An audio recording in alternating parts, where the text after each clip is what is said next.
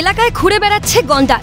বন্যার জলে ভেসে আসা বন্যপ্রাণীর ত্রাস হয়েছে কোচবিহারের পুন্ডিবাড়ি এলাকায়। শুক্রবার সকালে গন্ডারের আক্রমণে গুরুতর জখম হয়ে বেসরকারি হাসপাতালে চিকিৎসাধীন দুজন। শুক্রবার সকালে পুন্ডিবাড়ি এলাকার মাঠ ও পুকুরে একটি গন্ডারকে ঘুরে বেড়াতে দেখা যায়, যা দেখে আতঙ্ক ছড়িয়ে পড়ে গোটা এলাকায়। এরপরই যৌথ অভিযান চালায় পুন্ডিবাড়ি থানার পুলিশ এবং বন বিভাগের কর্মীরা।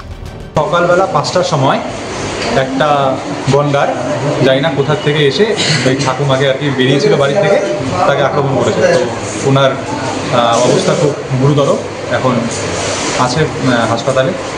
শুয়েছিলাম, তারপর হট করে আমার ঘরের সামনে আওয়াজ, তো আমি প্রথমে বেলকনিতে আসি, তখন দেখি ওইটাই এই রাস্তা দিয়ে ঢুকলো, আর এদিক দিয়ে একজন এই বাড়ির লোকটা যাইতেছিল। বাস ওই টার্নিংয়ে ওই দুইজনের মানে সে সামনাসামনি হয়ে যাওয়ার পরে ওনারে মাইরা ফেলাইলো, মারা মানে ভুড়ি চুরি বাইক করে ফেলাইলো। তারপরে মারার পরে ঠিক আমার বাড়ি যেদিক দিয়ে আসছিল ওই আমার বাড়ির পিছন দিয়ে এসে পুকুরে গিয়ে যে শুইছে, ওখান থেকে মানে গিয়ে অনেক শান্ত হয়ে বসেছে।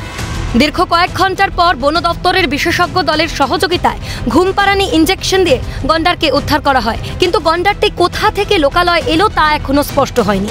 এদিকে বন্যার পর জল কমতেই নতুন করে চিন্তা বাড়িয়েছে কোচবিহারবাসীকে। লোকালয় ঢুকছে বন্য শূকর, গন্ডারের মতো বন্যপ্রাণী।